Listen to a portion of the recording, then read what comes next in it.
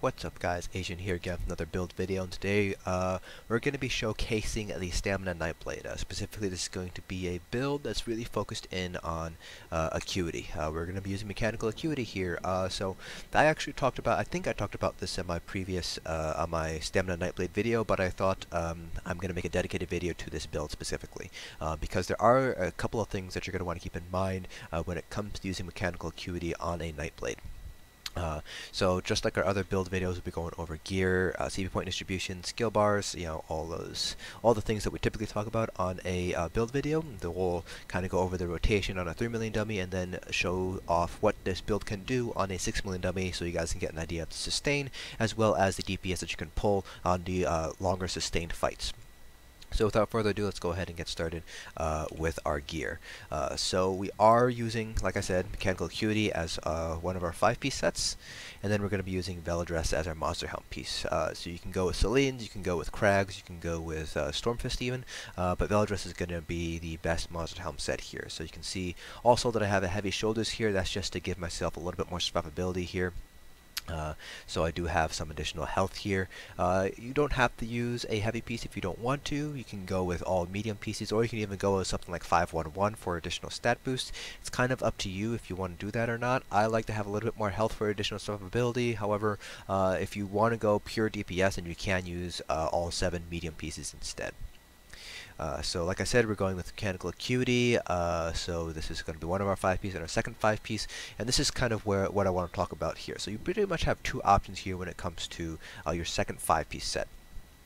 You either have Vicious Ophidian or you have War Machine, and so I'm going to talk about the pros and cons of each real quick. So War Machine, I believe I have it here. So War Machine here is pretty much gives different bonuses compared to Vicious Ophidian. It gives you max stamina and weapon damage.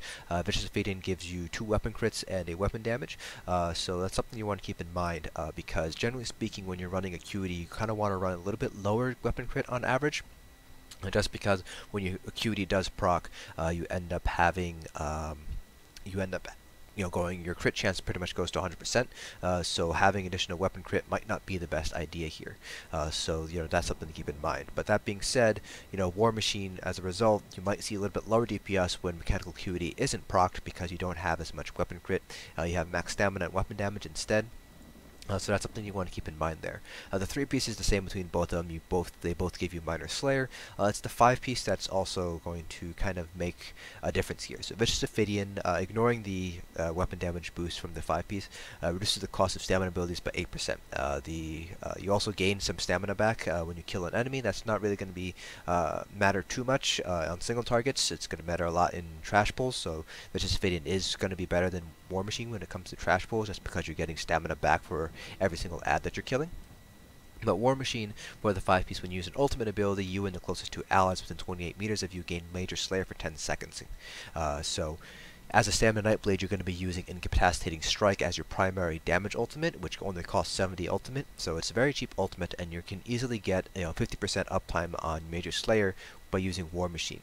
Now the downside to this is you are losing that sustain boost from the 8% reduction in stamina ability cost from Vicious Ophidian. So you kind of have to play around a little bit with both of them. So War Machine, generally speaking, in a well-optimized raid group, will pull ahead of Vicious Ophidian typically. But if you're having trouble with sustain, you might want to use Vicious Ophidian instead. Another thing to keep in mind too is that it's easier to get gold jewelry in Vicious Ophidian, because that comes from the Kra'gh trials, versus gold jewelry for War Machine. War Machine, only drops from Halls of Fabrication on Vet, which is probably one of the most difficult content to clear right now, behind maybe only VAS Asylum Hard Mode. So that's something you're going to keep in mind here. And again, another thing too is that War Machine is gated. It's locked behind the Morrowind expansion. So if you don't have Morrowind, you pretty much are limited only to Vicious Ophidian here when it comes to your choice in terms of sets. So I like using Vicious Ophidian if you have sustain issues, but if you don't have sustain issues, then I would say go with War Machine instead, just for the additional Major Slayer boost. Another thing you want to keep in mind too is how many War Machines are already in your group. Generally speaking, you don't want more than 2 or 3 War Machines in the group, because the Major Slayer if you don't stagger it correctly, it'll actually override itself, and you kind of want to have that 10-second duration of Major Slayer completely run dry before you reapply it in order to get the most out of your sets. So that's what you want to keep in mind too. You know, if you already have, you know, a Stamina Nightblade and a Stamina Templar, for instance, running War Machine already, you might want to use Vicious Ophidian instead, because that extra third War Machine might end up actually costing you a little bit of DPS, because your Major Slayer buffs are actually going to be overlapping, so you're not going to be able to get as much uptime, or rather, you're not going to get the your ceiling max uptime might end up decreasing a little bit. So that's something you're going to want to keep in mind as well. War Machine usually works best when you have 2 or 3, no more than 2 usually is what I see in endgame content. So for this part, we're actually going to be using War Machine instead of Vicious Ophidians, just so you guys can see the kind of DPS you can pull with War Machine here. Now for our front bar here, we are going with dual wield Mechanical Acuity daggers. You might want to use an axe instead, so you want to use an axe of Mechanical Acuity here. I don't know why I have 2 of them. And you might even want to go with double axe too if you don't want to use the dagger. So you know, you might want to do something like you might actually don't want to use that axe, but you would basically be wanting to use a nirn axe on the main hand with a poison damage enchant, and then on the offhand you have an infused axe with a weapon damage enchant. So actually I'm going to go ahead and make that right now. In the back bar is your typical Nirn Maelstrom Bow with Double Ravage Health poisons. That much hasn't really changed here. So actually I'll make the axe before we do our parse here. So why don't we want to necessarily use double daggers or even a single dagger here? That's because, again, Mechanical Acuity, when it procs, brings your crit chance all the way up to 100%, so you're not necessarily going to want to run high crit chance all the time. Yes, it'll help you out during the times where you don't have Mechanical Acuity procced, but when it does proc, that additional crit chance is pretty much going to waste for those 5 seconds. So it's kind of up to you if you want to do that. Generally speaking, Axe Dagger is going to probably be the most balanced combination. I have heard from various endgame stamina DPS, Mechanically Challenged for instance, that use doubled axes with very great success. I've seen, you know, 70k plus raid parses using double daggers. So, you know, kind of play around with a little bit and see which one's most comfortable for you. I like to stick with Axe Dagger because I do feel like that additional crit chance when Acuity is not procced is going to be pretty important. But again, like I said, some stamina DPS and Mechanical Acuity, the very end, top end raiders are using double axe, so that's something you want to keep in mind there. Going over kind of miscellaneous stuff with our build before we go over skills and CPs. I am a Wood Elf. The best race is actually going to be Redguards because they get max stamina regen, and they get Adrenaline Rush, which gives them additional stamina every 6 seconds when they deal damage with a melee attack. So Redguards are going to give you higher DPS, but you can go with Wood Elves. Wood Elves do have some max stamina, and they have much better stamina regen passive, so that will help out your sustain. You can go with Khajiits too. Khajiits get additional crit damage as well as some additional stamina regen, but generally speaking they're not going to be quite as strong as Redguards. Again, because of Acuity, you don't necessarily want to have high crit chance because during that Acuity proc it's going to waste, but again, like I said, you have varying opinions. Some people like to have moderately high crit chance, so the 13 seconds you don't have Acuity proc, you still have some good crit, decent crit chance. It's kind of up to you. But those are the 3 primary ones, and there's a 4th race, the Imperials. If you have access to the Imperial race, they are a decent choice as well. They do get max health and max stamina, so if you are using an Imperial, you can actually go 7 medium and still hit pretty close, if not over the 17k health recommendation for vet content. So I have all my points into stamina here. You can shift a couple of points into health if you are concerned a little bit about your survivability. You can see here on my front bar I am sitting at 17.3k health. That's with a heavy piece and 6 medium pieces, so if I decided to go with a medium shoulder, actually can show you guys what it would look like. Let's see if I have it actually. I don't, so if I go with medium shoulder, you can see here that on my front bar I do lose about 500, or not 500, 600 or so health. So that's something that you want to keep in mind there. So, you know, do you want to hit 17k health, or would you rather have some additional, you know, stamina regen and weapon crit there? It's kind of up to you how you want to deal with that. Let's see, Mundus Stone, I'm using the Warrior. You can use the Lover instead. It's all going to depend on your group. Remember that the penetration number that you want to hit is 18,200. So take a look at your group debuffs, Night Mother's Gaze, Thunderflame, Crusher, Alkosh, and then take a look at the Lover. And if you end up going over the penetration cap by a significant margin, I like the cutoff of around 7 to 800, then you're going to want to use the Warrior instead and make up the extra penetration using your CP points. That's going to be varying depending on each group. So for example, in my 2 raid groups, we're not using Alkosh right now, so I'm using the Warrior, but in return I'm going to have to make up that additional penetration with my CPs. So that's something you want to keep in mind, and that's going to vary depending on your group. Generally speaking, for 4-man content, you're going to want to stick with the Lover just because you don't have access to all of the debuff sets. And for 12-man content, on a well-optimized raid group, Warrior is going to outparse the Lover by a significant margin. Then for food, we're sticking with max health, max stamina, no surprise there. Now for our skills, our front bar, this is pretty much exactly the same across the typical Stamina Nightblade build that I've already posted. So Killer's Blade, Surprise Attack, Deadly Cloak, Relentless Focus, Blood Craze, Flawless Dawnbreaker. Again, we're not going to using Flawless Dawnbreaker as our ultimate. This is there for the weapon damage boost. Back bar, Caltrops, Poison Injection, Endless Hail, Leeching Strikes, Rearming Trap, and Incapacitating Strike. This is going to be our primary ultimate, damage ultimate here that we're going to be using. We are using weapon power pots, that's no surprise there. There's not really much you can swap out here in terms of skills. You could swap out Leeching Strikes for something like a Resolving Vigor if you'd like, if you want a burst heal rather than a... You can consider this as a heal over time, but Leeching Strikes is just such a powerful tool to have. It just helps out your sustain by a really big margin that I don't really see a reason to use Vigor in place of Leeching Strikes here. Leeching Strikes is going to be, by and far, a lot more effective when it comes to your sustain, and sustain means higher DPS, which means a shorter fight, which means you don't necessarily aren't going to need that additional heal. So that's my thought process there. So let's go talk about champion points. So there is going to be a bit of a shift here in champion points compared to our other Stamina Nightblade build. Because we are using Acuity, we do have 5 seconds of guaranteed crits. We're going to want to capitalize on that and put a couple more points into precise strikes instead of focusing them into something like Mastered Arms or something. So starting off with our green CPs, this is pretty much going to be identical to the other Stamina Nightblade build, so 75 Mooncalf, 75 Tenacity. The other 90 points can be put wherever. I have them in Shadow Ward, Tumbling 31 in each of those, and then 28 into Warlord. But you can put them wherever, the extra 90 points. It's important to get the 75 at least. You can go up to 100 if you'd like, but that's up to you. If you want to spend 25 points for an additional 1% regen, that's up to you. I don't think it's worth it. I'd prefer to put them into these other points to help conserve my stamina.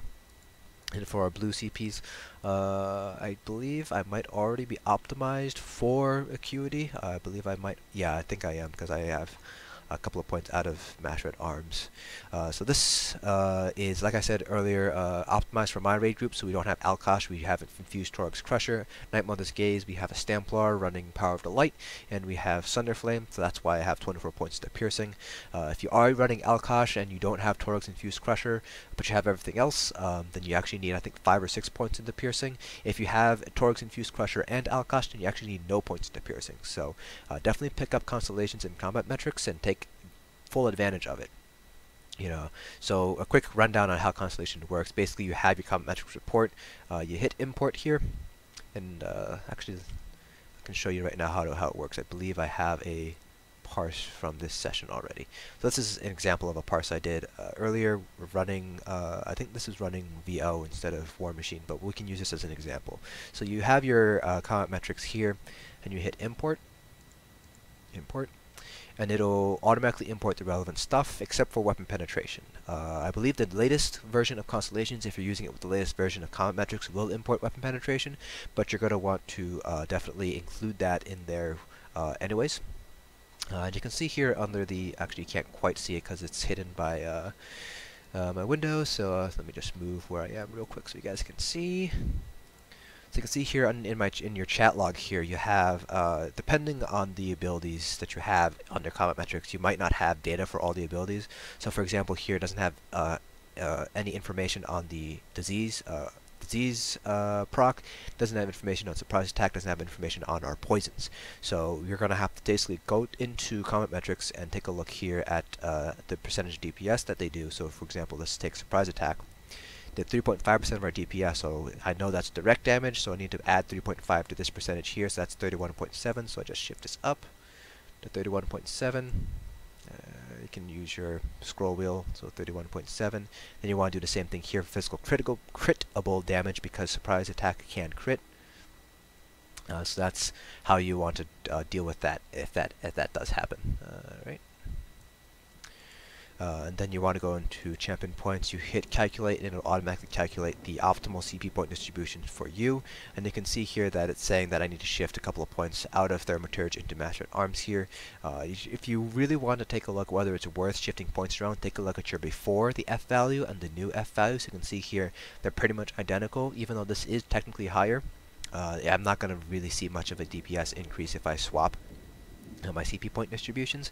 Now if this said something like 2.6, then I might consider doing it, because that's a bigger increase compared to 0.0000 whatever it is, a very small number. So the cutoff that I like to use is going to be 0.1 or higher. If it increases by 0.1 or higher, or even 0.05, then I'll swap around CPs and see if that boosts DPS. Generally speaking, though, optimizing your CP point distributions are only really going to increase your DPS, but maybe like 500 to 1,000, depending on how unoptimized it was in the beginning. So that is the blue CPs. And then red CPs, I like to take a one-size-fits-most approach. You don't have to do this.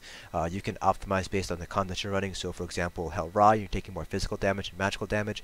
So take points out of Elemental Defender, put them into Hardy and Medium Armor Focus or something like that. 56 into Ironclad, 56 into Thick Skin, 64 into Hardy and Elemental Defender. And the special note is going to be Quick Recovery. You can do 10 points into Quick Recovery if you'd like for the Field Physician passive, which it boosts, decreases the amount of damage you take while you're resurrecting somebody. It's a nice passive to have, but not in the it kind of depends if you want it or not. So a lot of people in Mechanically Challenged, for instance, or Blind Luck, they actually won't run any points into this tree. But if you're a progression guild, where you're going to be dying, your friends are going to be dying, you're going to be rezzing, then it might be worth picking up this passive here. Alright, so now that is all out of the way, I'm going to craft that axe, so that offhand axe for us. I guess it doesn't really matter what style I craft it in, but I'm going to do Frostcaster. So we want infused offhand. And then we need to make a weapon damage enchant once I boost this all the way up to gold. So I'll show you guys what you're able to pull with 2 axes. Just remember that I like to go with Axe Dagger, so the DPS isn't really going to vary that much in the end. From what I've heard, it ultimately isn't really going to change too much if you're using double axe or dagger axe, but in the world of min-maxing, obviously you're going to want to push as much DPS as you can. So everybody that I've talked to, in MC runs double axe, so they know their stuff. So obviously there's some merit to using double axe. So here we go, double axe there. Alright, so the rotation is going to be exactly the same compared to our previous Nightblade video. So obviously you're going to want to buff up first with Leeching and Merciless. I like to start off by dropping Rearming Trap, but you don't have to. Drink your potion, obviously. Start with Endless Hail, Caltrops, Poison Injection. I like to do at least one heavy attack on my front bar for sustain, but that's up to you if you want to do that or not. So you're generally speaking, you're always going to be light weaving on your back bar. And again, I like to do one heavy attack on my front bar before going back to my back bar here.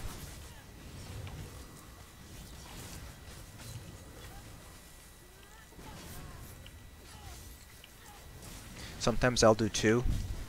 It all depends on how much time I have.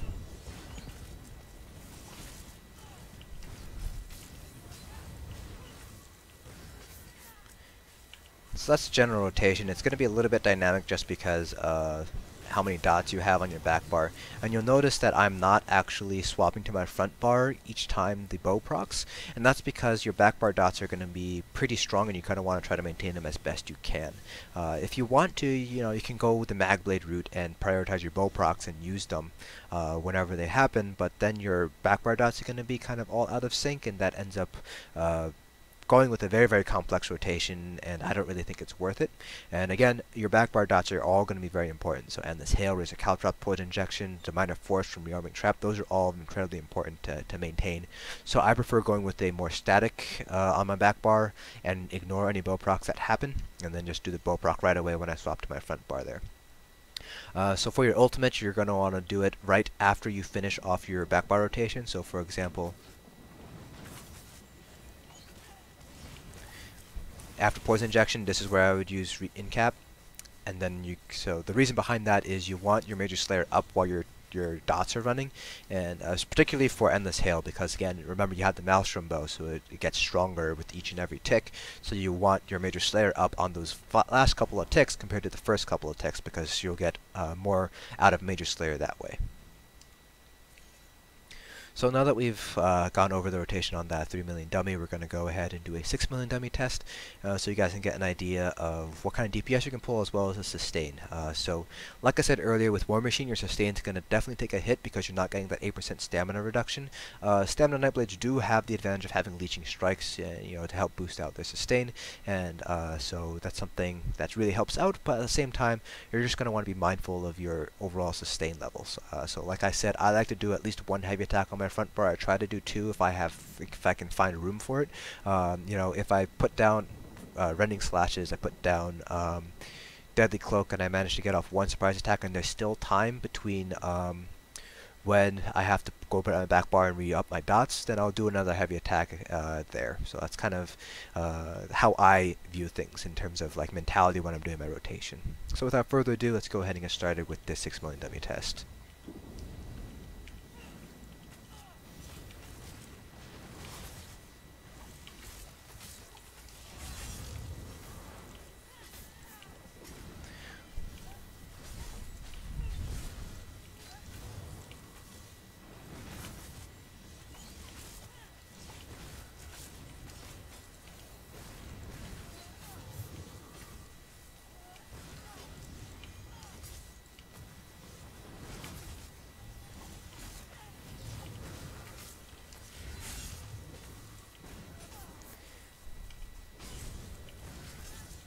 So one thing that some people like to do is they try to time out their Acuity proc so they get it right on the bow proc. Unfortunately, I'm not quite at that level yet. Actually going to do 2 heavy attacks here, actually. But some people are capable of doing that.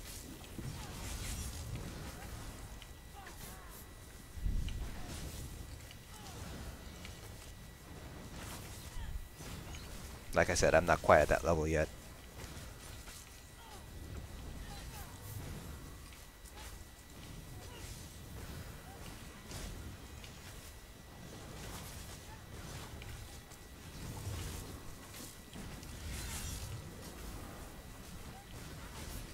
So I'm actually going to do 3 heavy attacks on my front bar here.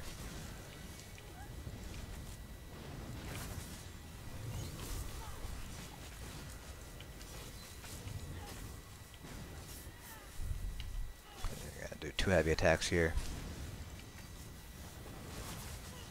So I can see here, sustain is definitely a challenge, at least on a solo parse.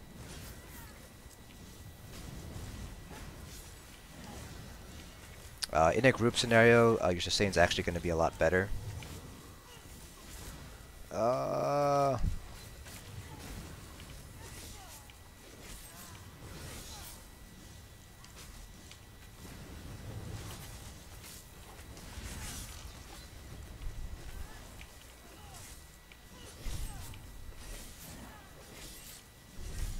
So during execute, I like to only maintain Endless Hail and Poison Injection, and then on my front bar, I just maintain Merciless. I like to try to maintain Deadly Cloak if I can, and then I just use Killer's Blade.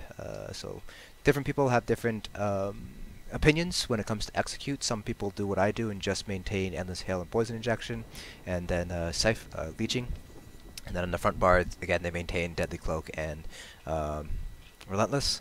It's kind of up to you how you want to do it. Some people just continue their entire rotation and just go that way.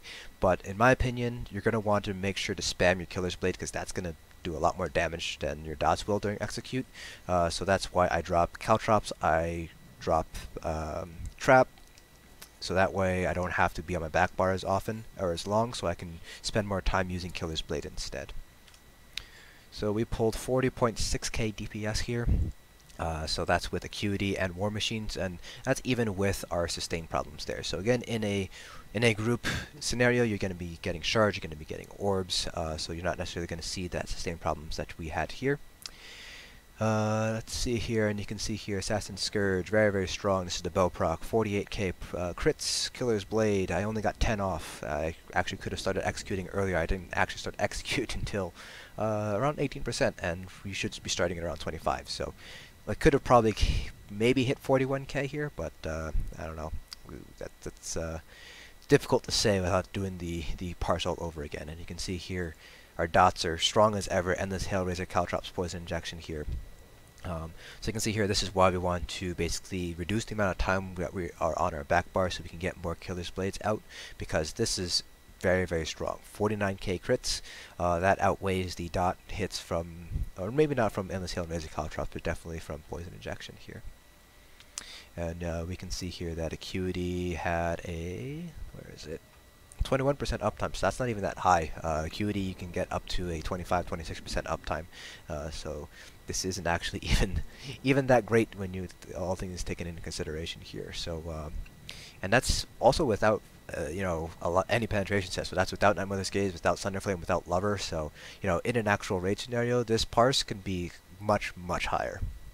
Especially because of the scaling with crit damage. If you have Warhorn with Major Force, if you can time your Acuity proc with Major Force and your Bow proc and you're starting Execute or something like that, you end up getting really high hits with your Killer's Blade. So that concludes it for this video. So now hopefully you guys can see the potential of Mechanical Acuity. So this is definitely a damage set, so if you are going to be using Mechanical Acuity, you're going to be one of the damage dealers that aren't going to be using a buff set. So make sure to say thank you to your fellow standard DPS for taking a hit to their personal DPS so you can go out and get those like 60-70k bow proc crits. So hope you guys found this video informative, and I will see you guys in the next dungeon.